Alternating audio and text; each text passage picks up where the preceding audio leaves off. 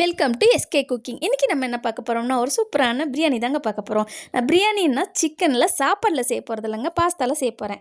பாஸ்தாவில் chicken போட்டு எப்படி பிரியாணி செய்யலான்றதை பார்க்கலாம் வாங்க. அதுக்கு ஒரு பேனில் 2 டேபிள் ஸ்பூன் ஆயில் விட்டுருக்கேன், 1 டேபிள் ஸ்பூன் நெய் விட்டுருக்கேங்க. இது காஞ்சதுக்கப்புறமே நம்ம வந்துட்டு கட் பண்ணி வச்சுருக்க வெங்காயத்தை ஆட் பண்ணிக்கலாம். ஒரு 2 வெங்காயம் நீட்டு வாக்கத்தில் கட் பண்ணி வச்சுருக்கேன், அதையும் ஆட் பண்ணிக்கோங்க. நல்லா வதக்கிக்கோங்க. ஒரு 2 பச்சை மிளகாய் சேர்த்து நல்லா வதக்கிக்கோங்க. நல்லா வதங்கினதுக்கப்புறம் ஒரு கொத்து கருவேப்பிலையில் ஆட் பண்ணி 2 டேபிள் ஸ்பூன் இஞ்சி பூண்டு பேஸ்ட்டை ஆட் பண்ணிக்கோங்க. ஆட் பண்ணி நல்லா வதக்கிக்கோங்க. ஒரு 1/4 டேபிள் ஸ்பூன் வந்து வீட்டில் அரைச்ச கரம் மசாலா தூள் வந்து ஆட் பண்ணியிருக்கேங்க. அதையும் இதில் சேர்த்துட்டு நல்லா வதக்கிக்கோங்க. இது வதக்கினதுக்கப்புறம் ஒரு தக்காளி, பெரிய தக்காளியாக எடுத்திருக்கேன், அது வந்து வெங்காயம் கட் பண்ண மாதிரியே நீட்டு வாக்கத்தில் கட் பண்ணிக்கோங்க. அதையும் இதில் சேர்த்துக்கோங்க. 2 வெங்காயத்துக்கு ஒரு தக்காளி போதுங்க. இப்போ தேவையான அளவு சால்ட் போட்டுக்கோங்க. இதையே நல்லா வதக்கிக்கோங்க. நல்லா வதக்கணுங்க. ஒரு 5 நிமிஷம் மூடி போட்டு வச்சுருங்க. அப்போ தான் நம்ம தக்காளியும் வெங்காயம் நல்லா சுண்டி தண்ணிலாம் இழுத்து நல்லா இருக்குங்க. இப்போ 5 நிமிஷம் கழித்து நான் எடுத்து பார்த்தேன், நல்லா ட்ரையாக தொக்காட்டம் வந்துருச்சு.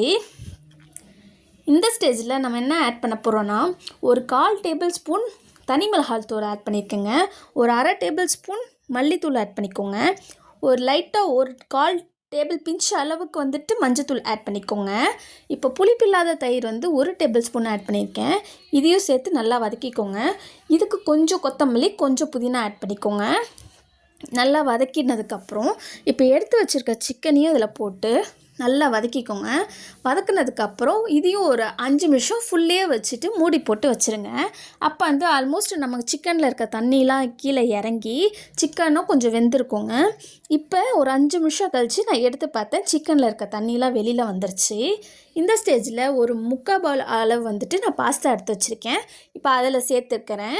இதையும் அதோட சேர்த்து 2 வதக்கு நல்லா வதக்கிக்கோங்க. இப்போ 3/4 அளவு பாஸ்தாக்கு வந்து அதே பவுலில் நான் 1 பவுல் அளவு தண்ணி ஆட் பண்ணியிருக்கேங்க. ஆட் பண்ணிக்கோங்க. இப்போ தண்ணி ஆட் பண்ணதுக்கப்புறம் நல்லா கொதிக்கட்டுங்க. இந்த கொதி வந்ததுக்கப்புறம் பார்த்திங்கன்னா ஒரு 1/2 லெமன் வந்து இதில் பிழிஞ்சு விட்டுருக்கேன். இப்போ பிழிஞ்சு விட்டதுக்கப்புறம் மூடி போட்டு ஒரு 20 நிமிஷம் சிம்லே வச்சுருங்க.